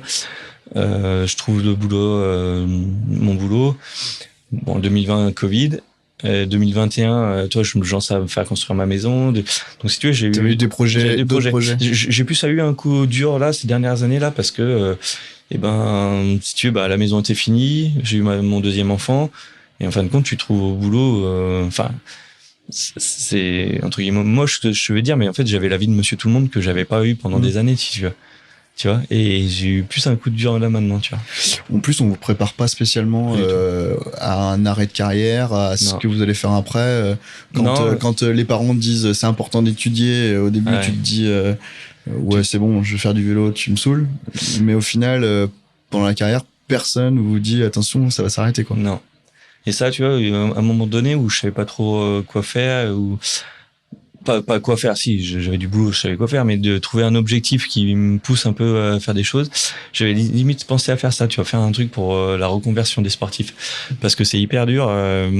Si tu veux, déjà quand t'es sportif de haut niveau, t'es mis dans une bulle en fait. T'es tout autour de toi, tout tourne autour de toi. Tu fais rien. Enfin, je te dis, des fois, comme je te disais tout à l'heure, tu partais sur la course, je fermais ma porte de chez moi, j'arrivais en course, tout m'était payé déjà. J'allais m'entraîner, je mettais mon linge sale dans un filet que je balançais devant la porte de l'hôtel. Quelqu'un venait le chercher, me lavait le linge, me le ramenait le soir. Alors là, ta femme veut pas le faire. Non, j'ai essayé, mais ça marche pas. Non. Non mais oui, je comprends, t'es dans un cocon. Toi aussi t'essayes. Non, parce que j'ai jamais été sportif de haut niveau. Non, mais tu vois, si tu veux, on en rigole, mais tu vois, tout tourne autour de toi. Enfin, c'est. C'est dur, tu vas dire, là, tu rentres dans le rang, pas dans le rang, mais effectivement, non, mais c'est plus la priorité, quoi. Non, puis c'est là où je te dis, on a eu la chance de faire un métier passion et que tout tourne autour de toi. C'est que je sais pas, t'es au petit-déj, il te manque les céréales que tu voulais, machin, tu leur dis, le lendemain, t'as les céréales, tu vois. Ça, tu fais ça chez toi, personne ne fait ça. Enfin, tu vois, tu manges les céréales que t'as, quoi, c'est tout. Et et je pense que ça, en plus, c'est dans tous les sports de haut niveau, hein, c'est pas. Moi, quand j'ai voulu lancer la chaîne justement et parler avec les sportifs, c'est en rencontrant 2-3 sportifs justement. Toi, on s'était rencontrés, on s'était retrouvés. Tu venais d'arrêter, je sais pas si tu t'en rappelles, on avait parlé. Et je me rappelle, j'étais rentré, et j'ai dit à ma femme, j'avais dit, écoute, j'ai croisé Jérôme, et je voudrais pas être dans la situation d'un sportif qui arrête sa carrière, parce que j'avais trouvé ça ultra violent et je t'avais trouvé un peu sans objectif, tu vois, et je me dis, et j'avais rencontré d'autres sportifs exactement la même chose d'un autre sport, et c'est vrai qu'au final tu te dis je pense que c'est important de parler, de partager aussi vos expériences, et quand tu te dis qu'il y a peut-être quelque chose à faire avec les sportifs aujourd'hui et avec ton expérience, de dire attention, ça se prépare, ça, je pense que vous avez un rôle aussi, les anciens sportifs de haut niveau, auprès de la jeunesse, et de dire attention, ça s'arrête à un moment donné. Et surtout dans des cas comme toi où t'as pas eu la notoriété je sais pas, des mecs qui ont fait le Tour de France par exemple, et donc c'est encore plus dur parce qu'au final t'as pas le nom reste pas forcément au niveau national. T'as pas les salaires qui vont avec, en disant j'ai mis de côté pendant quelques temps, je peux en profiter et voir ce que je vais faire après.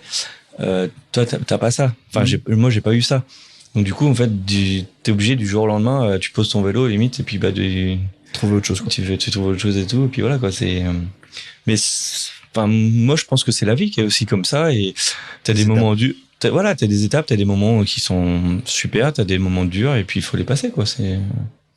Bon, là, aujourd'hui, ça va. T'as fait ton bail du vélo. Ouais, oui et non. Je sais que je pourrais plus être coureur maintenant au niveau que j'ai eu, ça c'est sûr, j'ai compris. Après, je pense aussi c'est pour ça que je m'investis au club, parce que j'ai envie, j'ai ce besoin aussi d'être avec les jeunes, d'apporter un peu mon expérience. Et voilà, certains sont très demandeurs et sont à l'écoute. Là aujourd'hui, c'est quelque chose que tu leur dis aujourd'hui ou Bien pas sûr. forcément. Tu leur en parles. Bien sûr, ouais. Ouais. Bien sûr, mais tu vois, j'entraîne des coureurs, d'autres coureurs que du circuit C. Et je leur dis, première chose, c'était tu fais quoi en études, quand est-ce que c'était les examens, et de toute façon, les semaines avant ton examen, on fera des semaines light parce que tu révises. Ouais. Le mec, il me dit, putain, c'est pas mon père. Je dis, ouais, mais ok, mais je suis pas ton père, mais c'est comme ça. Ouais. Donc c'est soit tu t'as confiance en moi, on arrête tout de suite, on se serre à la main, et puis c'est tout, quoi. Et ça se passe super bien, tu vois. Ouais. Bah, c'est important. Hein. C'est important parce que on est passé par là, puis on se rend pas compte, t'es dans l'euphorie du sport, t'es dans l'euphorie du truc, tu veux faire toutes les courses. Mais au bout d'un moment, ça s'arrête, et voilà, donc faut penser. Et puis, les mecs réfléchissent, ils sont jeunes, donc voilà. Putain, ça fait vieux, hein, comme ça. 40 ans. C'est toi. Mais si tu veux, ils sont quand même à l'écoute, les mecs, hein, parce qu'ils se rendent compte que t'es passé par là, tu leur dis. Enfin, je pense que ça passe beaucoup mieux quand t'as été sportif, de dire des choses comme ça que quand c'est tes parents, quand c'est droite à Ah bah gauche. c'est sûr. Parce que mais même je le vois sur des briefings, des choses comme ça, c'est que les mecs des fois m'écoutent plus moi que les DS. Enfin, c'est pour ça que maintenant quand j'interviens avec eux, j'interviens jamais à la DS. Ouais. Parce que je veux à pas. côté. Ouais. Ils veulent, enfin des fois ils me demandent et tout, je suis pas DS aujourd'hui, moi je suis mécano. Moi je sais juste gonfler des roues, c'est tout. Tu vois, enfin, faut rester à sa place. Et moi, je veux surtout pas prendre leur place. Parce que c'est pas mon rôle. Et puis, eux, ils ont passé des diplômes pour faire ça. C'est un métier, hein, ça s'apprend. C'est pas être juste chauffeur de voiture, hein. Mais voilà. Par contre, des fois, on fait des points avec les DS sur certains trucs, et voilà. Tu sens le respect aujourd'hui des jeunes par rapport à toi, par rapport à ce que t'as fait ou pas? Certains oui, d'autres non, d'autres ne me connaissent pas, et je cherche pas à être connu non plus, donc en fait, des fois, les mecs, ils me posaient des questions. Tu sais, avant les courses, tu reçois un book où t'as le roadbook, ouais. des circuits, tout ça, puis t'as le palmarès. Et en fait, des fois, ils me font, ah putain, mais t'as gagné ici et tout. Et je dis, bah ouais, mais j'en parle jamais, moi. Je peux faire 3 heures de bagnole avec eux, je leur parle jamais des courses que j'ai fait, que j'ai gagné, quoi, ça. Je leur parle d'expérience en course, et voilà, des petites anecdotes parce que ça les fait rire. Mais sinon, je parle jamais de résultats. Jamais. Tu penses aujourd'hui que le cyclisme, le vélo, il a changé ou par rapport à ton époque? Ouais, c'est une expression, Ouais, je parle d'expression de. Oui, bien sûr. Ça a le changé. cyclisme, il a changé. Non, si, il a changé. Enfin, voilà, c'est. Moi, je suis pas un vieux con en disant, oh, non, ça roulait plus vite à mon époque. Non, c'est faux. C'est faux. Tu vois aujourd'hui, par exemple, tous les records de montée, de secteurs mais qui déjà, sont battus. Déjà, il y avait pas les données qu'on avait à l'époque, mais. On n'avait pas les données, on n'avait pas tout. Enfin, moi, j'ai connu Strava à la fin de ma carrière. Si tu veux, t'as des moyens de comparer. Mais si tu veux, déjà, le matériel a tellement évolué, les entraînements, quasiment tous les coureurs ont un entraîneur maintenant. Alors qu'à notre époque, tu vois, moi, je m'entraînais tout seul, par exemple. Enfin, tout a évolué. Ça veut dire quoi, avoir un entraîneur dans le vélo? Ça veut dire quoi? Ça veut dire, c'est quelqu'un qui te fait ta programmation d'entraînement, qui te guide par rapport à tes objectifs, par rapport à plein de choses. Donc, tu peux être coach de quelqu'un que tu vois pas, quoi. Ouais. Enfin. Ouais, oui. C'est pas. Tu vois pas. Après, maintenant, t'as tellement les data. Ouais. En fait, avec les capteurs de puissance, avec tout, le mec, il finit sa sortie, il synchronise son truc, il prend sa douche, l'entraîneur, il sait déjà tout ce qu'il a fait. Il peut pas tricher, quoi, tu vois. Ouais. Tu trouves que, justement, là, toute cette partie data, ça tue un peu la spontanéité du sport? Tu vois, je le vois, par exemple, là, on est en plein Tour de France. Tu sais que les mecs, en fait, tous les efforts, ils les font en regardant le capteur de puissance, et en gros, après, t'as l'impression qu'ils ont plus de ressenti de ce qu'ils font, des jambes et tout ça. Ouais, et que c'est tout lié à leur seuil et tout ça. En fait, si tu veux, ils se connaissent par cœur. Ils se connaissent par cœur, et maintenant ils avaient à connaître aussi les seuils de leurs adversaires, ils se connaissent tout, et c'est pour ça qu'ils travaillent sur quand ils font des tempos très forts pour épailler le peloton, parce qu'ils savent très bien qu'ils vont éliminer tel et tel équipier, et que le leader va se trouver tout seul derrière. Si tu veux, c'est pour ça ils savent déjà tout. Après, c'est comme tout. Hein. Si t'as pas les jambes, t'as beau regarder ton compteur, il va pas aller plus vite. Hein. Non, mais c'est vrai. Tu sais, c'est comme l'histoire des oreillettes, c'est comme plein de choses. Enfin, les gens, au bout d'un moment, ils fabulent sur l'histoire des oreillettes. Ah bah non, ça tue la course. Ah, ça tue la course. On en a déjà parlé ensemble. Mais tu sais, c'est comme si tu mets TJ Parker et tu le mets dans la tribune et qu'il regarde pas le match, il donne zéro info. Tu vois, pour moi, c'est pas normal. Les oreillettes, il faut vivre avec son temps. On a des capteurs de puissance, on a tout. Les oreillettes fait partie du chose. Que ça soit rien que pour la sécurité. Ouais. Non, parce qu'en fait, ça, c'est le truc des supporters, enfin, du spectateur qui veut toujours plus de spectacle, qui veut. Ouais, mais c'est ça. Allez, ouais, ça, c'est pareil. Ils veulent toujours du spectacle, ils veulent que ça roule à 50 à l'heure, mais quand ça roule à 50 à l'heure, bah non, putain, ils sont tous dopés, c'est pas normal. Bah ouais, mais au bout d'un moment, c'est pas possible. La question du dopage. Ouais. On a dû te bassiner avec ça. T'es pro, t'es dopé, non? Ah bah de toute façon c'est simple. Quand t'es coureur cycliste, c'est est-ce que t'as fait le Tour de France et est-ce que tu te dopes? C'est clairement. Des gens les gens que t'as jamais vus te disent ça. Et alors? Non, j'ai jamais fait le Tour de France. Je me suis jamais dopé. non, mais tu vois, c'est marrant. C'est lourd au bout d'un moment parce que tu sais les sacrifices que tu fais, tu sais très bien ce que toi tu vaux et que tu prends rien et que en fait t'es mis dans la même catégorie que des mecs qui prennent des choses et voilà. Et c'est lourd au bout d'un moment, mais voilà. Après, tu peux pas en vouloir aux gens parce qu'il y a eu tellement d'affaires dans le monde du vélo à cause de ça que voilà, c'est. D'ailleurs, par rapport à ça, vous en parlez entre vous de dopage, enfin dans le vélo, ça en parle.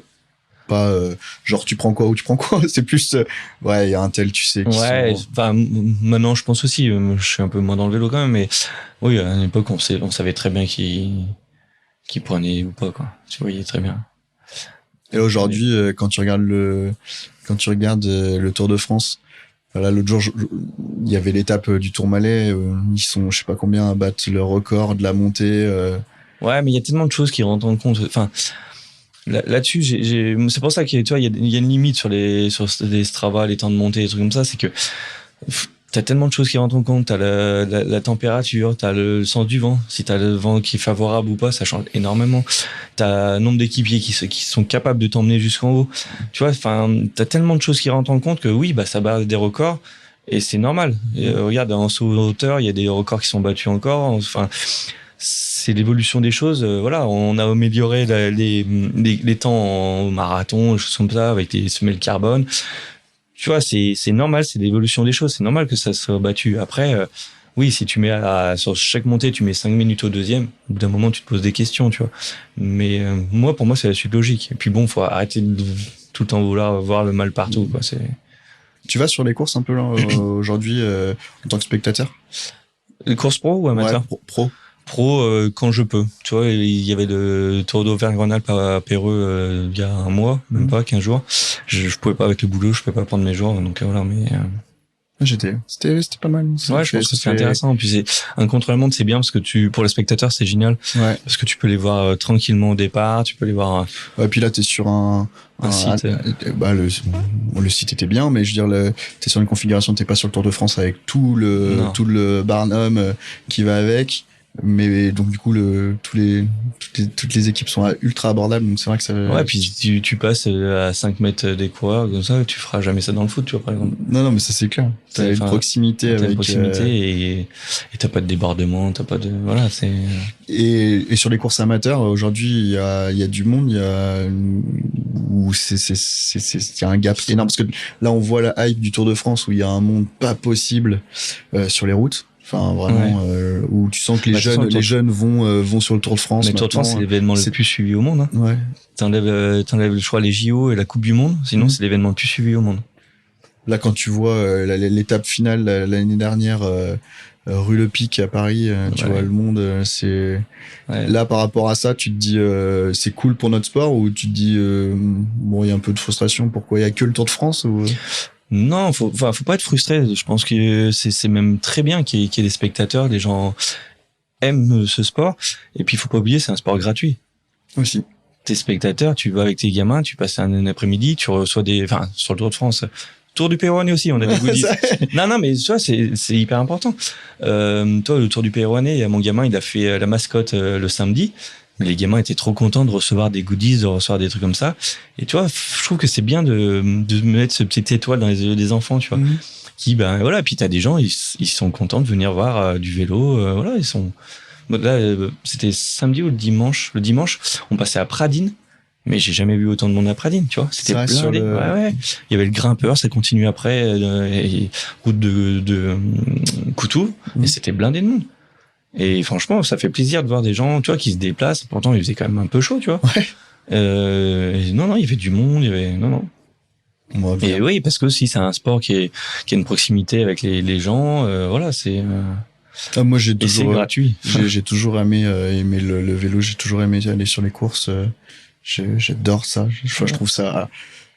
Alors sur les courses amateurs, j'avoue, j'y vais pas. Enfin, clairement. Pas assez. Mais pourquoi t'y vas pas? Parce que déjà t'as moins de communication. Tu peux avoir une course qui passe à côté de chez toi, tu le sais pas forcément. Pas forcément. Non, mais c'est vrai. Et c'est là où je trouve qu'on est. Enfin, nous, mais tous les sports amateurs, c'est qu'on communique pas assez. Tu vois, sur le. Putain, on a des systèmes de communication énormes. En fait, le problème, je trouve, c'est que aux yeux du grand public, une course de vélo est vue comme un problème parce que déjà vous monopolisez, enfin le vélo monopolise la route. Tu bloques la route. Donc en gros, il y a les seules communications qu'il y a pour une course, c'est que la route va être bloquée de telle heure à telle heure. C'est ça sur le côté négatif. Voilà. Non, mais je suis d'accord avec toi. Mais c'est dommage parce que ça communiquerait beaucoup plus. Tu sais, au lieu de laisser les gamins devant le canapé à regarder la télé ou TikTok et compagnie. Tu les emmènes voir un peu de vélo, enfin tu vois, c'est ou un match de foot. Je parle de vélo parce que je parle de ce que je connais, mais tu vois, des fois j'ai ma filleule à qui on parlait tout à l'heure, qui joue au basket à côté de chez moi, je le sais même pas. Tu vois ce que je veux dire? Je sais pas, on a des moyens de communication de fou, mais voilà, à part voir une gamine qui est en train de prendre le coup d'un canard, enfin tu vois, c'est non mais j'exagère, mais tu vois ce que je veux dire? C'est vrai. Et il y a tellement de choses qui peuvent se faire et voilà, et tu vois, même des trucs tout bêtes, mais rien que se déplacer, tu vois, là autour du Péronnet, on a fait un départ au camping de Mars à Cordel. Je connaissais même pas ce coin. Ouais, t'imagines? Alors que toi, un cycliste, tu connaissais pas le coin? Ben non, mais après, si tu veux, c'est un cul-de-sac, donc tu peux pas y aller en vélo. Enfin, tu peux y aller en vélo, mais c'est parti de la base nautique. Ouais. Mais en fait, on est parti de la base nautique. Et je connaissais pas ce coin. Et en fait, tu vois, tu peux emmener tes gamins, tu vas faire un pique-nique, c'est génial, tu vois. Et c'est à côté de chez toi. Et des fois, tu vas partir en vacances à 5 heures de chez toi, machin. Alors pour faire la même chose. Non, mais c'est vrai. C'est vrai. Tu vas aller en Ardèche faire du canoë, tu peux faire du canoë à la Loire, au camping de Mars. C'est là où on est dans une société où, on regarde pas autour de soi, en fait. Tu sais, on est dans notre bulle, on est individualiste sur plein de choses et on regarde pas tout ce qu'il y a, les belles choses qu'on a à côté de chez nous et tout. Ouais, c'est clair. Mais que ça soit sur le côté sportif qu'on a dit juste avant, mais tu vois, le côté tourisme, le côté, T'as raison. Je vais te poser une série de questions qui me répondent. Cash. Ok. Du tac au tac. Sortie sous la pluie ou canicule? Canicule. Donc en ce moment, bah non, tu roules plus. Non, je peux pas, là, je suis trop. Attaquer ou suivre? Attaquer. Un mot pour définir ta carrière? Plaisir. Ok. T'as répondu juste avant, team oreillette ou team sans oreillette? Oreillette. Si t'avais pas été cycliste pro, quel aurait été ton métier? Je sais pas du tout. Je sais pas du tout, non. Tu t'es jamais posé la question? Non. Est-ce que t'as une devise? Non. Alors, j'avais posé sur le pilote, j'avais posé des questions et j'avais pas posé les mêmes questions. Non, c'est ça. Non, dans une devise, il y a que le travail qui paye. Ton autre sport préféré? Le basket. Ton meilleur souvenir en carrière?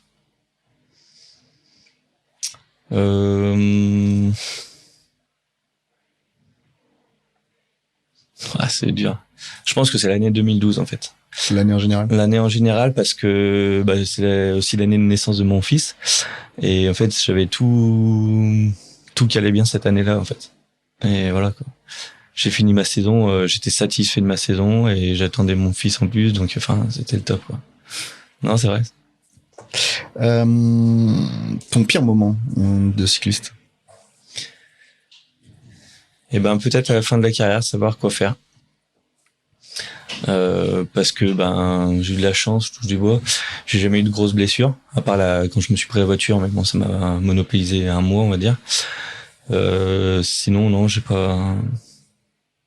Non, je pense que c'est vraiment en fin de carrière où je me répète, mais en fait, t'es mis dans une bulle et du jour au lendemain, tu redeviens monsieur tout le monde, quoi. Voilà.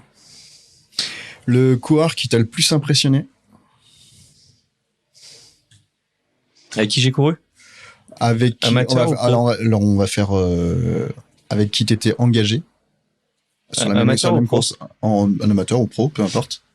Celui qui t'a le plus impressionné. En amateur, celui qui m'a le plus impressionné, c'était Warren Barguil, qui était jeune, qui était un attaquant fou. Enfin voilà. Après, chez les pros, Valverde. Ton meilleur ami dans le cyclisme? Arthur Vichot. Tu l'as encore Ouais. Il fait quoi maintenant d'ailleurs? Là, il est sur le Tour de France. Il est à Leclerc, avec Leclerc. Il fait sur le Tour de France.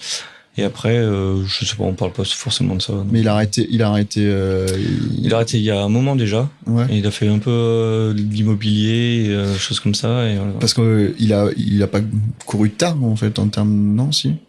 Il a fini à quel âge? Ouais, il a fini une trentaine d'années, je pense. Ouais. Ouais. Champion de France, non? 2 fois. Ouais. Ton coéquipier le plus fort avec qui t'es? Arthur Vichot. Non, mais il était impressionnant aussi parce que à la base, il venait pas du tout du vélo. Il est arrivé, franchement, il avait les cheveux longs, il était posé comme ça. Et en fait, c'était une force de nature. Ouais. Ton GOAT cycliste de tous les temps? Ah, c'est compliqué ça. Ouais, je pense Valverde encore en fait. Ah ouais. Ouais. Est-ce que tu as des regrets? Non. C'est pas un regret parce que j'avais pas le niveau et j'ai pas eu la chance, mais j'aurais aimé être dans une équipe minimum de 2e division pour faire des courses à étapes plus longues ou faire un grand tour, des choses comme ça. Mais c'est pas forcément un regret parce que si je l'ai pas eu, c'est que j'avais pas le niveau. Ou voilà quoi. C'était indépendant de moi quoi. Oui. Est-ce que tu es fier de toi? De ma carrière? Ouais, je suis fier de ma carrière. Fier, je sais pas si le terme est exact, mais je suis content de ce que j'ai fait et la chance que j'ai eue. Voilà, mes parents m'ont permis de faire du vélo à haut niveau et ils m'ont aidé même financièrement quand c'était compliqué au début. Et puis ma femme m'a toujours soutenu là-dessus. Voilà. Et enfin, dernière question. Qu'est-ce que je dois te souhaiter? Pour la suite? Qu'est-ce que je dois te souhaiter? D'être heureux, de profiter de la vie. Bien. On va s'arrêter là-dessus. Pas de souci. Merci Jérôme. Je suis très content. On va le refaire une 3e fois du coup. Non, pas de souci. Non, c'est vraiment un plaisir. Après, il y a un dernier son, peut-être en a marre d'écouter. Non, ça va. Non, mais franchement, c'était avec plaisir. C'est vrai que par rapport au pilote, comme tu dis, c'était pas les mêmes questions, c'était pas les mêmes choses, donc c'était hyper intéressant de revoir. Ouais, le but c'était pas de faire la même chose. Ouais, non, mais c'est très bien. Après, je m'attendais pas forcément à quoi. Puis ça permet à chaque fois qu'on parle, j'apprends des nouvelles choses avec toi, donc c'est cool. Je suis bavard. Hein. Ouais, mais c'est bien. Je le redis, mais quand j'ai voulu faire ça, j'adore parler avec des sportifs. Je trouve qu'il y a pas assez vous avez pas assez de tribunes et en fait vous avez toujours plein de choses à dire, les anciens sportifs ou les sportifs en activité et très souvent vous aimez partager. Vous avez peut-être pas forcément la possibilité de le faire sur des longs formats comme ça et je trouve que c'est aussi pour ça que je le fais. Donc j'adore échanger, j'adore apprendre des choses de vous. C'est peut-être mon côté où j'aurais aimé être sportif de haut niveau, c'est peut-être ça. Peut-être, ouais, c'est peut-être ça. Non, puis comme tu dis, on n'a pas forcément l'occasion tout le temps de parler de soi. Moi, en plus, je recherche pas forcément ça. On me pose des questions, je réponds, mais je vais pas parler directement de ma carrière ou quoi que ce soit. Donc, des fois, c'est sympa de faire des choses comme ça. Bien, bon, merci en tout cas. Merci d'avoir suivi ce nouvel épisode. Voilà, et puis on se retrouve très vite. On avait fait une petite pause pendant un temps des épisodes de clapping, mais ça va revenir, donc c'est cool. Merci à toi Jérôme. À très bientôt sur One. On va se recroiser assez régulièrement. Ouais. J'ai repris mon abonnement à la chorale. en pro, en Betclic Elite. C'est ça. Merci à vous, bonne fin de journée et puis à très vite sur Clapping. Ciao. Merci, au revoir.